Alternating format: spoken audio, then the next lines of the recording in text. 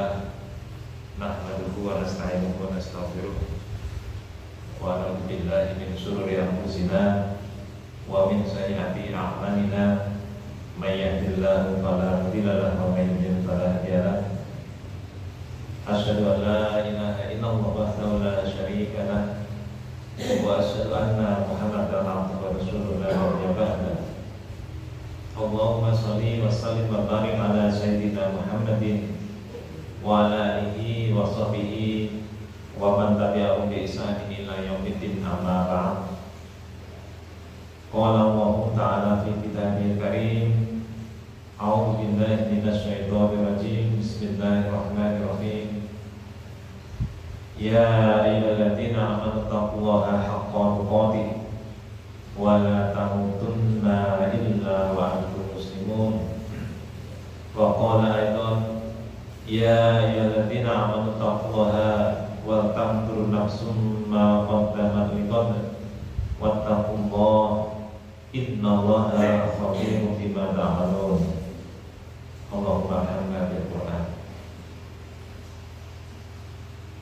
Bapak Ibu jamaah salat subuh Masjid Al-Iqra yang dimuliakan Allah Subhanahu wa taala. Puji saha syukur monggo tansah aturaken dumateng asmanipun Allah Subhanahu wa taala ingkang sampun paring dumateng kita kathah kenikmatan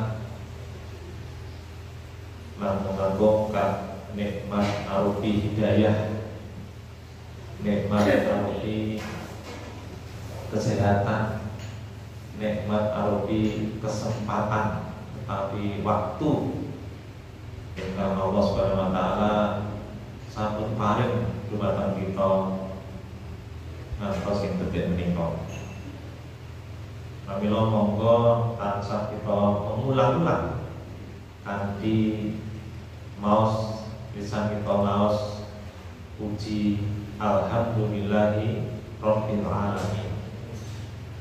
Nomor kalipun tentu salam saha selawat ugi tansah kunjuk dumateng Nabi junjungan kita, Nabi akhir zaman ingkang selalu memikirkan keadaan umatipun, Nabi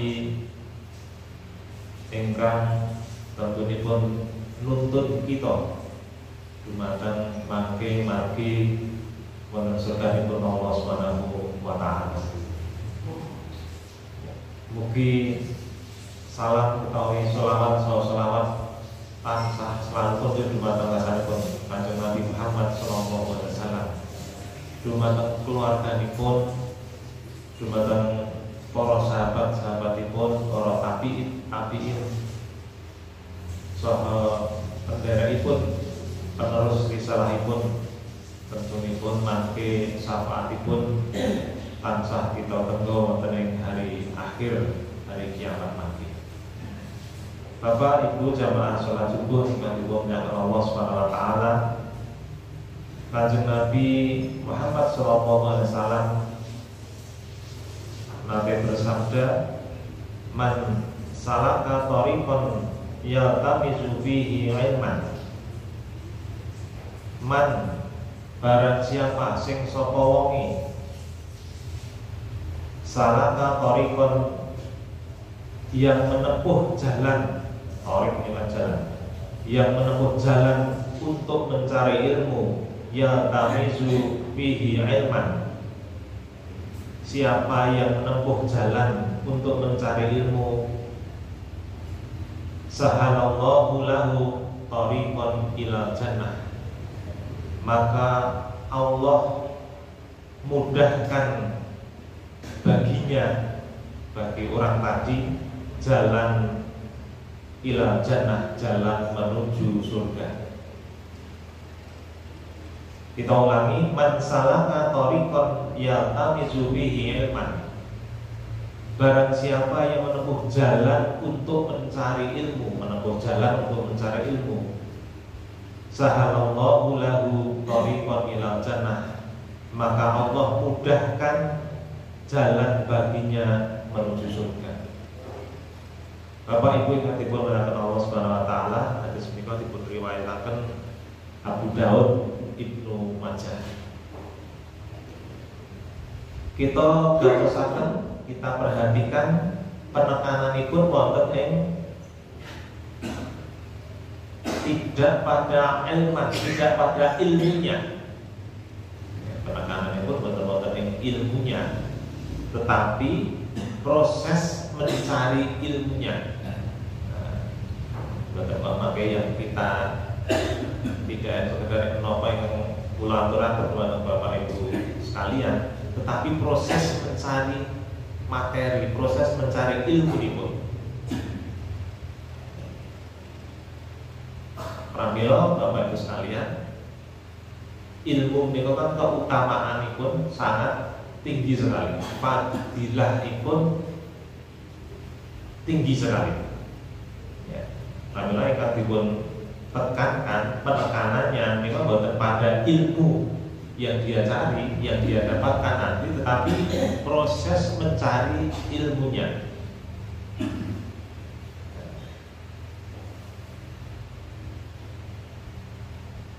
Seseorang yang merasa dirinya bodoh atau tidak pintar, tetapi dia tidak bosan, bosan, aku kurang ilmu saja. Tapi dia tidak bosan, dia terus mencari ilmu. Ini kan lebih baik daripada orang yang sudah punya ilmu, terus merasa punya ilmu, lalu dia berhenti dari menuntut ilmu, mengakui bila dia tidak tahu, dia merasa mengertos terhadap materi, terhadap ilmu, tetapi dia tidak bosan, tidak ada rasa bosan, tetap aku tak ngaji, wis. Ini kan lebih baik daripada seseorang yang merasa wis duwe ilmu, meskipun menawi ngerti, tapi dia berhenti, setelah itu dia berhenti dari menuntut ilmu. Pramila Bapak Ibu sekalian, man salaka thariqan yaltamisu fihi ilman, barang siapa yang menempuh jalan untuk mencari ilmu, menempuh jalan, prosesipun yang ditekankan di sini. Bukan kok ilmu pun yang dia dapatkan, prosesnya. Contohipun Bapak Ibu sekalian, kita mau umum dimulai dari bangun tidur, setelah itu mau wudu, setelah itu kemudian sarungan, celana panjang, pakaian baju yang pantas, yang bersih, yang suci, langsung tidak ke masjid. Ada yang nitis kendaraan, ada yang jalan kaki. Prosesipun dimulai dari bangun tadi. Mengenai saderengipun kita sare, sampun gadah niat sesuk subuhan, kajian rutin Ahad pagi hari kirang. Prosesipun kalau mau dari niat sebelum tidur, kemudian tidur, punya angan-angan sampai menawi di bawah mimpi begitu. Lajeng jalan ke masjid, proses untuk mencari ilmu, tidak sekedar itu ilmunya, itu ilmunya, tapi prosesnya yang sangat panjang loh. Ini kan contoh menghadiri kajian Ahad pagi, maka Allah Subhanahu wa taala sahalallahu lahu thariqan ila jannah, maka Allah akan mudahkan jalan menuju surga. Insya Allah maka kita dimudahkan, diberi kemudahan oleh Allah Subhanahu wa taala, diberi jalan oleh Allah Subhanahu wa taala menuju jannah, yang menuju surga Allah Subhanahu wa taala. Idza maradtum fi riyadil jannah farta'um, jika kalian melewati taman-taman surga, maka singgahlah. Ini sabda dari Kanjeng Nabi, jika kalian melewati taman-taman surga, maka singgahlah. Mereka bertanya, qalu wa ma riyadul jannah, menopo taman-taman surga menika ya Rasulullah? Apa itu taman-taman surga itu ya Rasulullah? Aja beliau menjawab, qala kilabudib, halakoh zikir, kelompok zikir, grup zikir, utawi tempat-tempat orang mengaji. Ya. Jika kalian melewati taman-taman surga, maka ada salah seorang sahabat bertanya, "Nopo nika taman-taman surga nika ya Rasulullah?" Lajeng Nabi sallallahu alaihi wasallam menjawab, taman-taman surga itu halakoh zikir, kelompok zikir, grup zikir, tempat-tempat orang mencari ilmu. Zikir itu kan mengingat kepada Allah Subhanahu wa taala. Ilmu dumateng asalipun Allah Subhanahu wa taala. Kalau ada kelompok-kelompok atus mekaten menika taman-taman surga pun Allah Subhanahu wa taala, maka singgahlah, maka mampirlah, kata Rasulullah sallallahu alaihi wasallam ingkang dipun cetak wonten ing hadis riwayat Tirmidzi. Insyaallah pagi menika kita singgah wonten ing taman-taman surganipun Allah Subhanahu wa taala. Ingkang mangke insyaallah mengantarkan kita, memberikan jalan kepada kita di surganipun Allah Subhanahu wa taala. Atau bin Abi Robah nanti berkata juga, halakah zikir niku adalah majelis ilmu, majelis yang menjelaskan tentang halal dan haram, bagaimana engkau membeli, tersebut di panjenengan sedaya jual beli, bagaimana engkau sholat, bagaimana engkau zakat, bagaimana engkau haji, bagaimana engkau menikah, macam-macam pun dan lain-lain. Itu halakoh zikir, majelis ilmu, majelis ingkang menjelaskan tentang syariat-syariat Allah Subhanahu wa taala. Siapa yang beramal tanpa ilmu, maka amalnya tertolak, tidak diterima. Ingkang amal melakukan suatu amal perbuatan tapi kok tidak memakai ilmu, ora ngerti ilmune, maka akan ditolak amal tadi. Kalau Bapak Ibu sekalian, pada kajian Ahad pagi saat menika kita badhe ngaturaken sekedhik kemawon babagan penghapus amal soleh, penghapus amal soleh.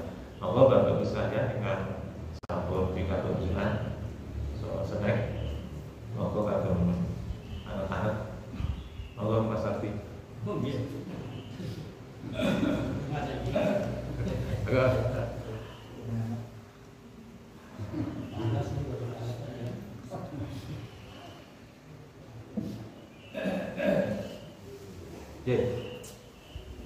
Pagi menika Bapak Ibu sekalian, kita akan sampaikan mangke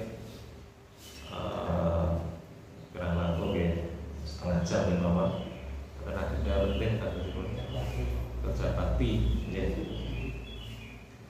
Biasanya pun Bapak Ibu sekalian, kita itu begitu memperhatikan babakan atau tentang bagaimana kita mencari amal soleh, bagaimana kita membangun amal soleh. Boleh toh, tetapi Bapak Ibu sekalian, kita kadang lupa untuk merawatnya. Boleh toh, menglali tidak kita rawat. Bagaimana amal-amal soleh itu biar tetap berada dalam diri kita, berada dalam hati kita. Ya, merawat agar amal itu tetap ada dan abadi atau semakin kita diberi bapak Allah Subhanahu wa taala. Nah, di antaranya adalah dengan cara menjauhi hal-hal babakan-babakan yang merusak amal soleh. Kalau mau, bagaimana menjaga agar amal-amal soleh yang sudah kita miliki, yang sahabat kita gadai nikah, tidak rusak, tidak terhapuskan. Maka harus kita rawat sebaik-baiknya. Mulai proses itu kita mencari amal-amal soleh, insyaallah sampun mangertos sedaya. Tetapi bagaimana caranya agar kita bisa merawat amal-amal soleh tadi biar tidak terhapus amal-amal soleh kalau mau. Dan Bapak Ibu sekalian, menapa kemawon ingkang dapat menghapus amal-amal soleh ingkang sampun kita gadahi yang sudah kita miliki. Yang pertama, ini sangat penting sekali, murtad. Penghapus amal soleh. Wis duwe amal soleh sanipun, wadah amalipun soleh. Tetapi bisa terhapus karena satu sebab menika, yakni murtad. Murtad menika keluar dari din Islam, keluar dari agama Islam. Terhapusnya amal soleh karena murtad. Nika Allah Subhanahu wa taala sampun paring peringatan keras. Wonten Quran surat Al-Baqarah ayat 217 117. A'udzu billahi minasyaitonir rajim. Wa man yartadid minkum an dinihi fayamut wa huwa kafirun fa ulaika habitat a'maluhum fid dunya wal akhirah.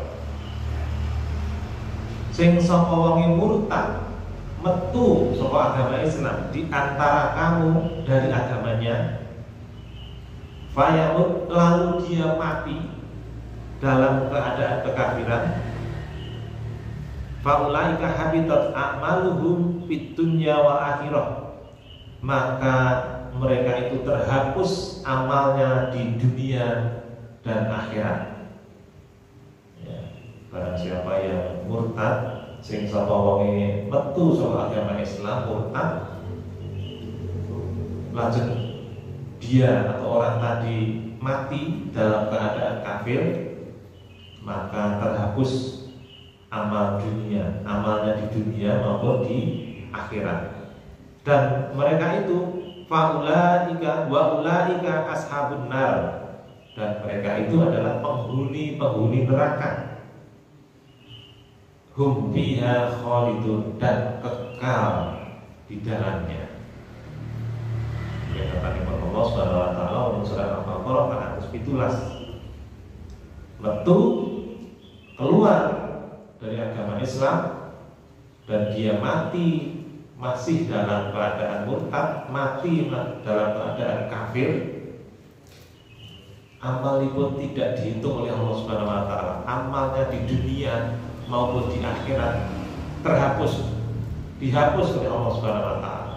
Bahkan ancamannya masuk ke neraka. Mereka menjadi penduduk, menjadi warga, menjadi penghuni neraka. Hum fiha khalidun, kekal di dalamnya. Inilah Bapak Ibu sekalian yang dimuliakan Allah Subhanahu wa taala.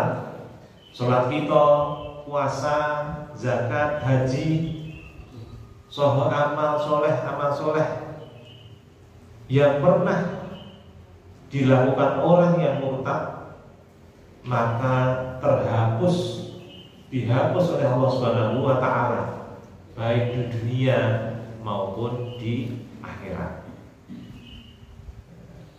Kalau dihapus, apalagi di akhiratnya nol, dia tidak punya amal soleh sedikit pun, karena satu tindakan yang membahayakan orang, yakni murtad dari agamanya Allah Subhanahu wa taala, dari agama Islam. Para Bapak Ibu sekalian, itu donga-donga kita, dalam doa-doa kita kan kita nyuwun supados kita saged istiqomah beragama Islam, istiqomah rasul agami Islam ngantos mangke dipun wafataken Allah Subhanahu wa taala, ngantos akhir hayat kita. Hidayah.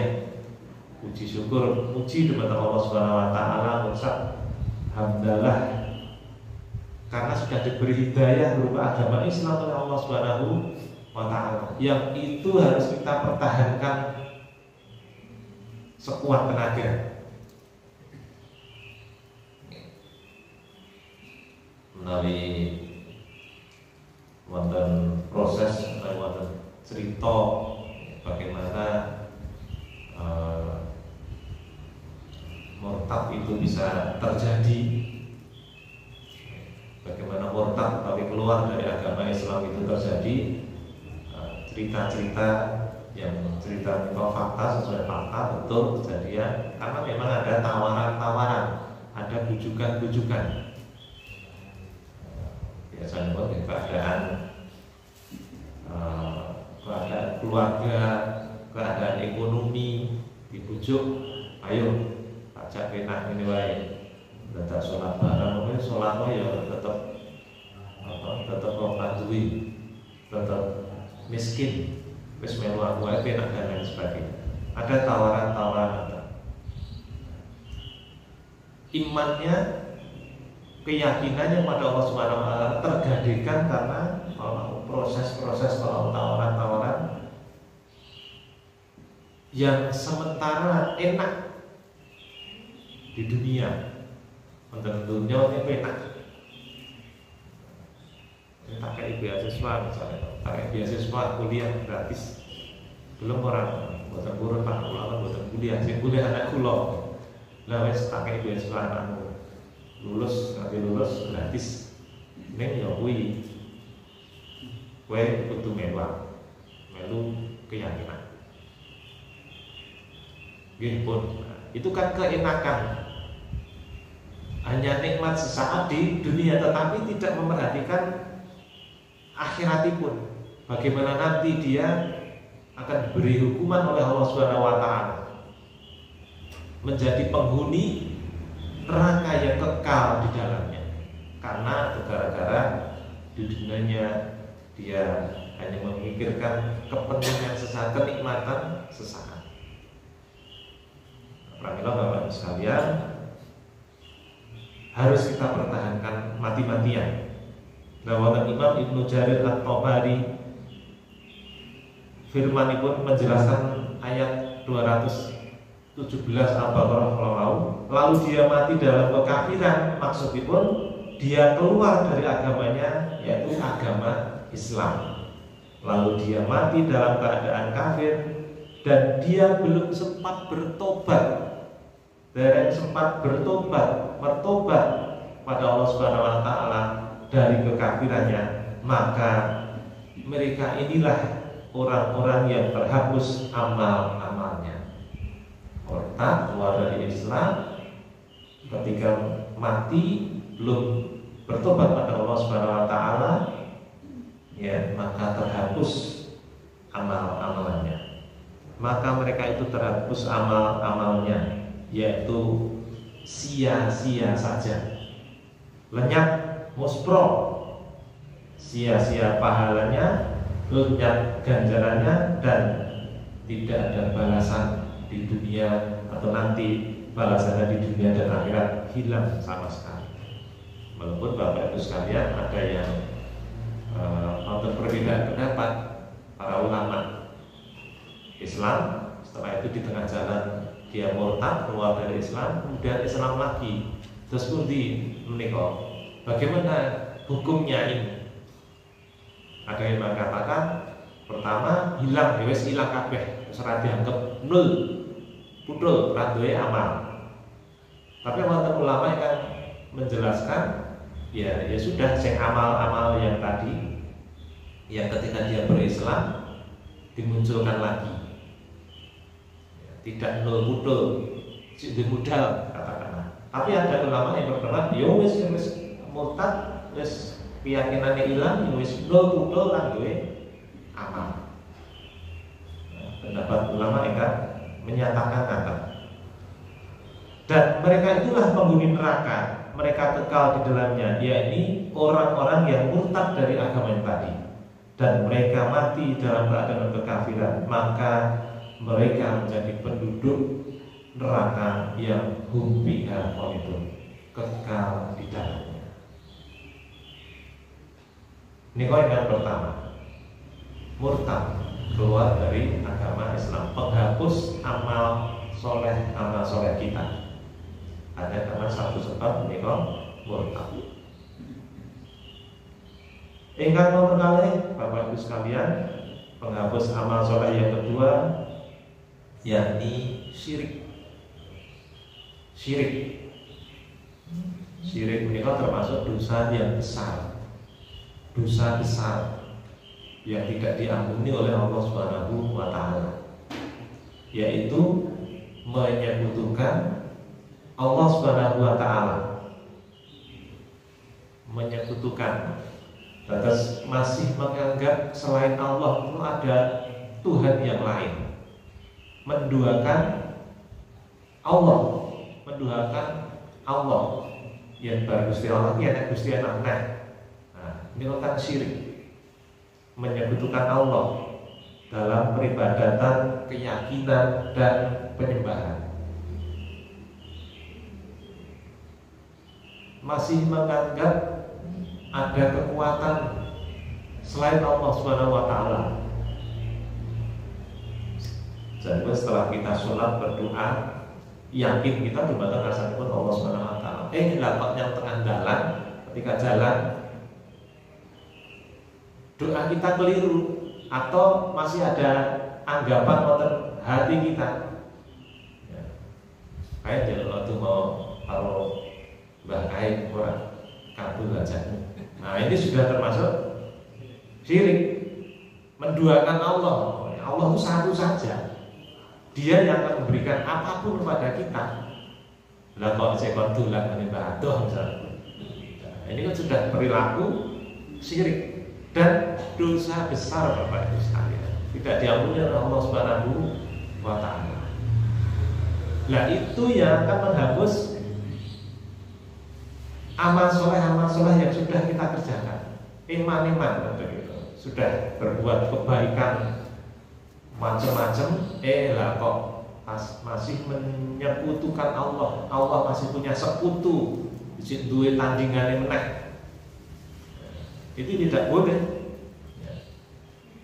Maksud menyekutukan yaitu seorang yang menyembah selain Allah, mengabdi selain Allah, beribadah kepada selain Allah Subhanahu wa Ta'ala. Dan itu sudah lengkap rukun Islam, rukun iman. Rukun Islam itu sangat lengkap, dari syahadat sampai haji lengkap. Tetapi kalau ada perilaku syirik, kesyirikan dalam hatinya, maka menghapus amal soleh yang dia kerjakan. Seseorang yang menyembah, mengabdi, beribadah pada Allah Subhanahu wa Ta'ala, sudah rukun Islam dikerjakan, namun dia kok masih menyembah, mengabdi, beribadah ke yang lainnya juga, ini kau hitungannya pun masih menyekutukan Allah Subhanahu wa Ta'ala. Maka apa jadinya bagi orang yang sama-sama sekali tidak menyembah Allah Subhanahu wa Ta'ala dan hanya menyembah yang lainnya saja, sebagaimana yang dilakukan sebagian manusia? Kan ada Bapak Ibu sekalian, buat sholat, sergap, pengajian sergap, tetapi dia masih yakin, dia masih menyembah, dia masih ngabdi selain pada Allah, maka dihukumi nikah perilaku syirik, menyekutukan Allah Subhanahu wa Ta'ala.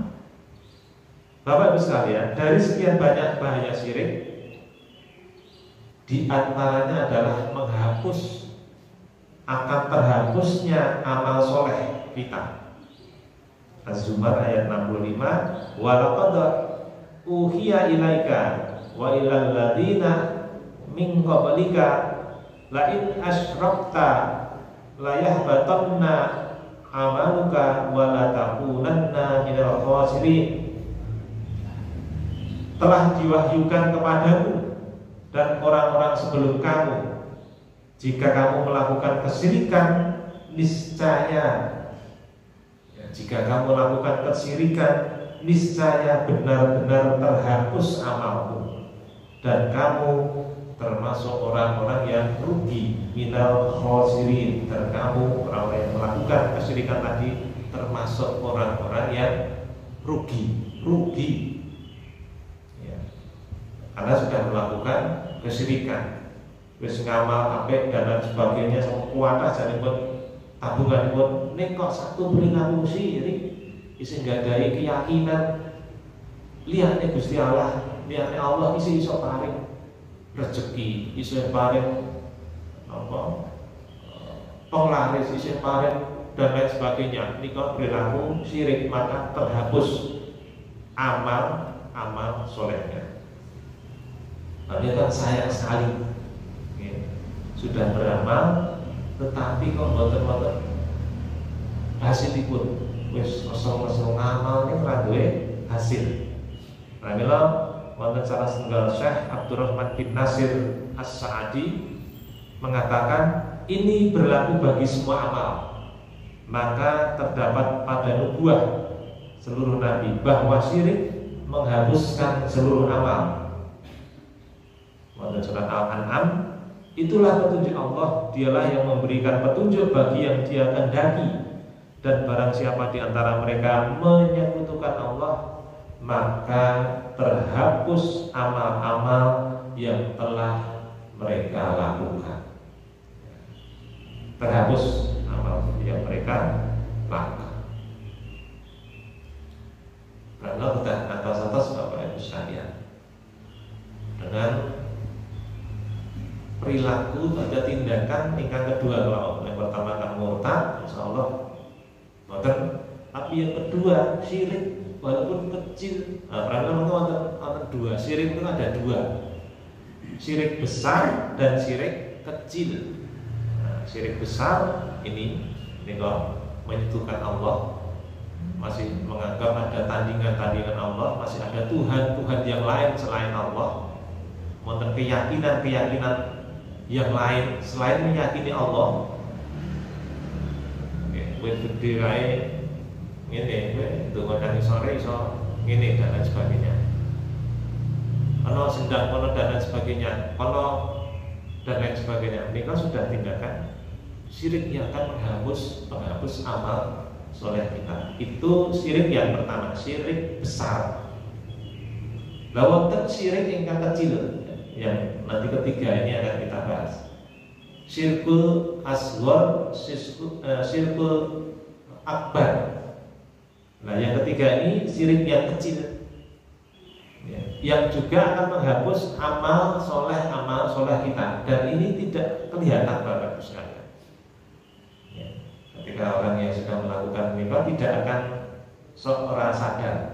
Menikah yang ketiga adalah riya, menghapus amal soleh kita. Yang ketiga selain murtad, syirik, yang ketiga adalah riya,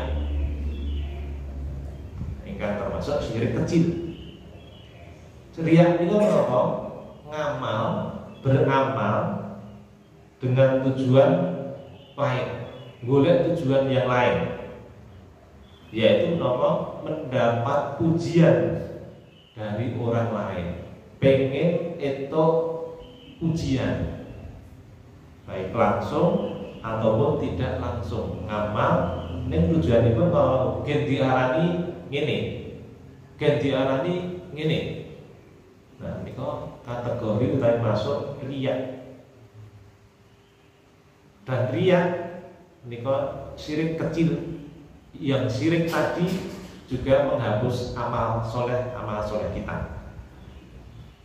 Wonten surat Al-Kahfi ayat 110, faman kana yarju liqa'a rabbih falyamal amalan sholihan wala yusyrik bi ibadati rabbi ahada. Barang siapa yang mengharap perjumpaan, liqa arabihi, berjumpa, mengharap perjumpaan dengan Tuhannya, maka hendaknya ia mengerjakan amal soleh, dan janganlah ia mempersekutukan seorang pun dalam beribadah kepada Tuhannya. Mengharap perjumpaan, kita akan harap berjumpa dengan Allah Subhanahu wa taala, maka hendaklah dia mengerjakan amal soleh dan jangan menyekutukan, mempersekutukan Allah dalam beribadah kepadanya. Para ulama, Bapak Ibu sekalian, mengartikan atau mengatakan tentang makna ayat nikah, janganlah menjadi orang yang riya.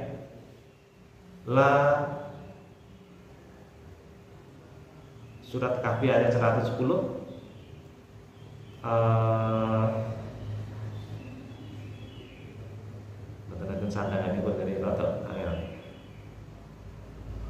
Anten para ulama yang mengatakan tentang makna ayat ini, janganlah menjadi orang yang riya.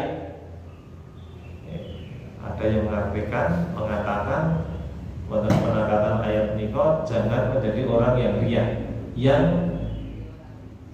mempunyai tujuan lain. Dia beramal tetapi punya tujuan lain.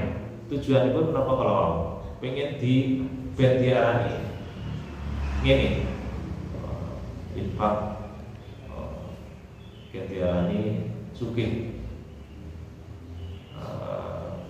ngamal yang lain, bentiarani tindak haji, ya dipanggil Pak Haji, Bu Haji, lan sana-sana sebut beramal tetapi pengen apa? Diarani atau pengen mendapat ujian langsung atau tidak langsung. Sesungguhnya riya termasuk syirik, syirik kecil. Syekh Wahbah Az-Zuhali rahimahullah berkata, syirik dalam ibadah adalah riya. Jika kita beribadah, sholat, kok melakukan riya, berarti kita sudah melakukan syirik, yaitu seorang hamba yang melaksanakan peribadatan kepada Allah Subhanahu wa taala tetapi dia tujukan juga kepada orang lain. Saya pun sudah pada Allah Subhanahu wa taala, kok melipir ada tujuan yang lain. Tujuan yang lain tadi kenapa? Ben diarani ini. Saya pun sampun sholat lempeng begitu ya. Lah kok ada melipir tujuan yang lain, biar diarani atau biar dipuji orang lain.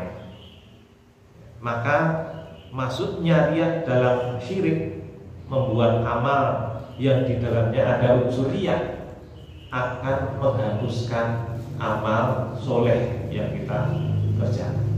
Sekalipun dia sudah berinfak, ikhlas saja, awalnya ikhlas, tetapi kok bagui punya tujuan yang lain. Bahkan ada cerita-cerita juga terus disebut infak sementen, bapak minggu sementen, awalnya ikhlas tapi pengen disebut nih, bapak ini jamaah di mungkin sebelum sholat Jumat, bapak ini berinfak pada masjid kita untuk pembangunan masjid kita sekian. Disebutkan nggak sih disebutnya kayak kalau soal pertama ya baru belilah gitu. Ya, ada kisah-kisah, cerita-cerita sindiran seperti itu. Lalu insya Allah kita tidak seperti itu. Harus kita jaga Bapak Ibu sekalian. Iman-iman karena kita sudah awalnya ikhlas hanya kepada Allah Subhanahu wa taala, tetapi pengen dipuji, pengen diarani ngene, maka terhapuslah amal soleh yang dia kerjakan. Ini kok ingkang ketiga, riya. Murta, sire, lajeng riya. Yang keempat Bapak Ibu sekalian,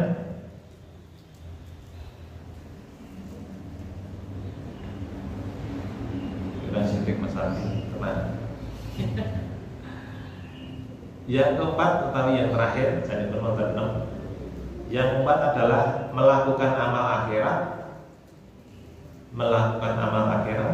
tapi dengan niat duniawi, melakoni amalan-amalan akhirat, tetapi niatipun duniawi. Ribet nih, melakoni amalan-amalan akhirat, ning niatipun genentuk dunia. Ini lebih umum daripada riya. Ya, kalau riya itu kan ingin dilihat orang, pengen didelok wong, pengen dipuji orang. Tapi ini gadai niatan keduniawian yang lain. Gen itu kedudukan, gen itu harta atau kekayaan dan yang lainnya.